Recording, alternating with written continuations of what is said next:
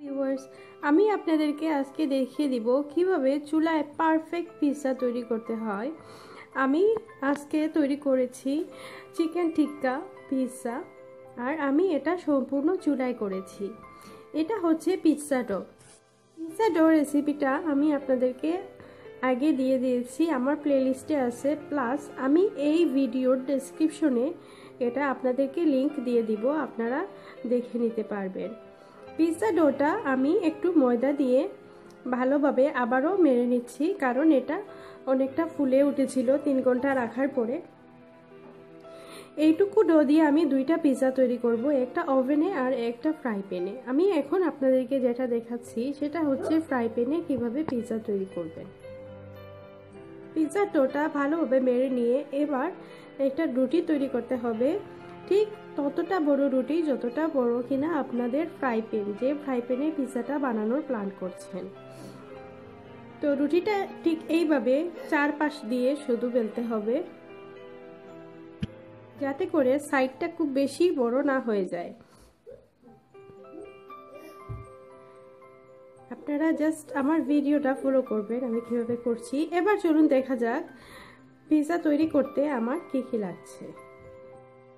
Pizza টপিংয়ের জন্য এখানে আমি নিয়েছি টমেটো একটা, রেড পেপার একটা, গ্রিন পেপার যেটাকে ক্যাপসিকামও বলে অনেক জায়গায়, এটা হচ্ছে সুইট কর্ন। এখানে পেঁয়াজ কুচি আমি নিছি হাফ, ছোটো একটা পেঁয়াজের হাফ নিছি, কি পেঁয়াজ খুবই সামান্য ইউজ করা হয়। আর লাগবে হচ্ছে চিজ, এখানে আমি 150 গ্রাম চিজ নিছি। Salt, just pinch of salt. Oregano, এটা না দিলেও চলবে যদি ঘরে না থাকে। ভাঙ্গা লাল মরিচ এর গুঁড়ো একটা, এখানে ব্ল্যাক পেপার 1 চিমটি ইউজ করব। এটা হচ্ছে পিৎজা সস। পিৎজা সস যদি ঘরে না থাকে আপনারা টমেটো কেচাপের মধ্যে ধনেপাতা এড করে পিৎজা সস বানিয়ে নিতে পারেন। এটা হচ্ছে চিকেন টিক্কা, যেটার রেসিপি আমার প্লেলিস্টে আছে, আপনারা দেখে নিতে পারবেন। একটা বেকিং পেপার আমি কেটে নিচ্ছি আমার ফ্রাই প্যানে সমান করে, যেটাতে পিৎজা বানাবো। যদি বেকিং পেপার না থাকে তাহলে সাদা কাগজও আপনারা ইউজ করতে পারবেন। এবার দেখে নেওয়া যাক নেক্সট স্টেপ। আমি পিৎজার টপিংটা করে নিচ্ছি। পিৎজা টপিংয়ের জন্য এখানে আমি একটা ফ্রাই প্যানে 1 টেবিল চামচ পরিমাণ তেল দিয়ে দিলাম। এবার পেঁয়াজ কুচি, গ্রিন ক্যাপসিকাম, সুইট কর্ন দিয়ে দিলাম। যেহেতু পিৎজাটা ফ্রাই প্যানে করব, এর জন্য টপিংয়ের জন্য যা যা আমি ইউজ করছি সবগুলা আগে কুক করে নিব। এবার অল্প একটু লবণ, জাস্ট 1 চিমটি লবণ দিয়ে দিলাম। এগুলা অল টুগেদার 7 থেকে 8 মিনিট কুক করতে হবে, এর বেশি না। খেয়াল রাখবেন কুক করতে গিয়ে এগুলা যেন গলে না যায়। 1 চিমটি ব্ল্যাক পেপার দিয়ে দিলাম। এবার এখানে আমি ভাঙা লাল মরিচ দিয়ে দিচ্ছি অল্প একটু। ঝালের ব্যাপারটা আপনারা পছন্দ অনুযায়ী কম বেশি করে নেবেন। এগুলা 3 মিনিট কুক করার পরে আমি এখানে টমেটো দিয়ে দিচ্ছি। টমেটোটা আগে দেই না, এর জন্য এটা কিন্তু খুব তাড়াতাড়ি গলে যায়, এর জন্য টমেটোটা একদম শেষে দিতে হবে। এবার রেড পেপারটা দিয়ে দিচ্ছি, এটা আমি তেমন গলাবো না, এর জন্য এটাকে আমি শেষে দিয়েছি যাতে আস্তে আস্তে থাকে। এটা যখন পিৎজার উপরে দিব তখন অনেক নাইস লাগবে দেখতে, এর জন্য। বাস কুক এগুলা নিয়ারলি হয়ে গেছে। অল টুগেদার 7 থেকে 8 মিনিট আপনারা কুক করবেন। জাস্ট খেয়াল করতে হবে যাতে এগুলা একটু কুক হয়ে যায়, কাঁচা না থাকে, এর জন্যই জাস্ট করা। এখন আমি এখানে দিয়ে দিচ্ছি গ্রিন চিলি, এটাও আপনাদের পছন্দ মতো, যদি ঝাল না চান তাহলে দিবেন না। এগুলা হয়ে গেছে। এখন আমি চলে যাচ্ছি নেক্সট স্টেপে, আপনাদেরকে দেখিয়ে দিচ্ছি কিভাবে পিৎজাটা ফ্রাই প্যানে করবেন। এবার একটা ননস্টিক ফ্রাই প্যান চুলায় বসিয়ে দিয়েছি একদম অল্প আগুনে, আর প্যানটা গরম হওয়ার পরে এখানে আমি পিৎজা রুটিটা দিয়ে দিচ্ছি। দিয়ে খুব ভালোভাবে 4-5টা বিছিয়ে নিতে হবে, আর সাইডটা একটু তুলে দিতে হবে হাত দিয়ে। এভাবে 2 সাইড কুক করতে হবে 5 মিনিট করে 10 মিনিট। এবার হাতে নিয়ে দেখবেন রুটিটা একটু তুলে, যদি রুটিটা ভেঙে না যায় তাহলে এটাকে উল্টে দিবেন। খুব কেয়ারফুলি উল্টাতে হবে, না হলে মাঝখান দিয়ে ভেঙে যেতে পারে। এবার ওই পাশটাও আরও 5 মিনিট খুবই অল্প আগুনে কুক করে নিতে হবে। 5 মিনিট হয়ে গেছে। এখন আমি এটাকে একটা ঢাকনার মধ্যে ঢেলে দিচ্ছি। উদ্দেশ্য হচ্ছে এবার ফ্রাই প্যানের মধ্যে আমি বেকিং পেপারটা বিছিয়ে দিব। বেকিং পেপারটা দিয়ে এখন এর উপরে আমি দিয়ে দিচ্ছি পিৎজাটা।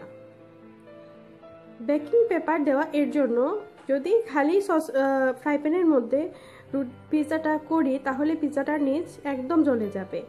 এর জন্য যদি একটা কাগজ বা বেকিং পেপার দেওয়া হয় তাহলে আগুনটা সরাসরি লাগছে না, তাই এটা জ্বলে যাওয়ার সম্ভাবনা থাকবে না।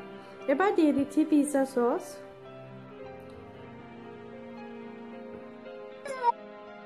পিৎজা সস দেওয়ার পরে এখানে আমি যে টপিংটা বানিয়েছিলাম ওইটা ছেড়ে দিচ্ছি। তবে উপরে যে লাল যে ক্যাপসিকামগুলা একটু লম্বা করে কেটেছিলাম ওইগুলা সব আমি উপরে আবার তুলে নিব। আপনারা জাস্ট ভিডিওটা ফলো করলে দেখতে পারবেন আমি কিভাবে করছি। আমি এই যেভাবে পিৎজাটা করছি আপনারা যদি এইভাবে করেন তাহলে আপনারা খেয়াল করে দেখবেন যে রেস্টুরেন্টে যেভাবে পিৎজা যে টেস্ট একদম সেই টেস্টটা আপনারা চুলায় পিৎজা তৈরি করেই আনতে পারবেন। আর আসলে তেমন কোনো ডিফারেন্স হয় নাই। আমি যে 2টা পিৎজা করছি, একটা ওভেনে আর একটা ফ্রাই প্যানে, কোনো ডিফারেন্স আসে নাই, 2টাই টেস্ট সমান ছিল। এবার আমি এখানে ছিটিয়ে দিচ্ছি একটু অরিগানো। অরিগানোটা যদি ঘরে না থাকে তাহলে না দিলেও চলবে, এটা ইউজ করা শুধু একটু ফ্লেভারের জন্য। এবার আমি এর উপরে দিয়ে দিচ্ছি চিজটা আপনারা পছন্দ মতো কম বেশি করতে পারেন। যদি মনে হয় আমি বেশি ইউজ করছি আপনারা আরও কম দিলেও পারবেন। এবার আমি দিয়ে দিচ্ছি চিকেন টিক্কা। চিকেন টিক্কা আর পিৎজা ডো রেসিপিটা আমি ডেসক্রিপশনে দিয়ে দিব। আপনারা ডেসক্রিপশনে ক্লিক করে লিঙ্কটা দেখে নেবেন কিভাবে চিকেন টিক্কা আর পিৎজা তৈরি করতে হয়, যদি আপনাদের কোনো আইডিয়া তেমন না থাকে। এবার আমি আলাদা করে যে রেখেছিলাম ক্যাপসিকাম ওইগুলো উপরে দিয়ে দিচ্ছি, দেখতে অনেক আকর্ষণীয় লাগবে পিৎজাটা। এবার আমি এখানে ছিটিয়ে দিচ্ছি চিজ অল্প একটু। এখন যেটা করতে হবে, ফয়েল পেপার নিয়ে খুব ভালোভাবে এটাকে ঢেকে দিতে হবে যাতে কোনো স্টিম বের না হয়ে যায়। আমার প্যানটা একটু বড়, এর জন্য আমি 2টা ফয়েল পেপার নিয়েছি। পেপার ভালোভাবে পেঁচিয়ে নেওয়ার পরে এখানে আমি একটা ঢাকনা দিয়ে ঢেকে দিব। তাতে করে কি হবে, চিজগুলা অনেক তাড়াতাড়ি গলে যাবে। এখন আমি এটাকে রান্না করব। আমি সরাসরি এটাকে চুলার মধ্যে বসাচ্ছি না, অন্য একটা ফ্রাই প্যানের মধ্যে আমি বসিয়ে দিলাম। আগুন থাকবে মিডিয়াম থেকে লো। এবার পিৎজাটাকে কুক করতে হবে অনলি 10 মিনিট, অথবা যতক্ষণ না পিৎজার চিজগুলো গলে যাচ্ছে ততক্ষণ পর্যন্ত এটা রান্না করুন। চিজটা গলে গেলেই এটাকে জাস্ট ঢাকনাটা সরিয়ে নিতে হবে। আমারটা চিজ গলে গেছে, এবার আমি ঢাকনাটা সরিয়ে আরও 5 মিনিট কুক করব।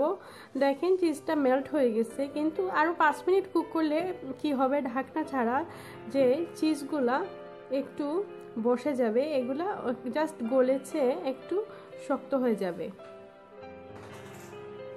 ব্যাস, এখন আমি এটাকে নামিয়ে ফেলবো 5 মিনিট পরে।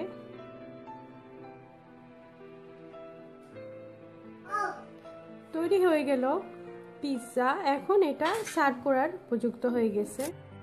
এবার একটা প্লেটের মধ্যে পিৎজাটাকে নিয়ে আপনাদের পছন্দ মতো শেপে কেটে নিতে পারেন।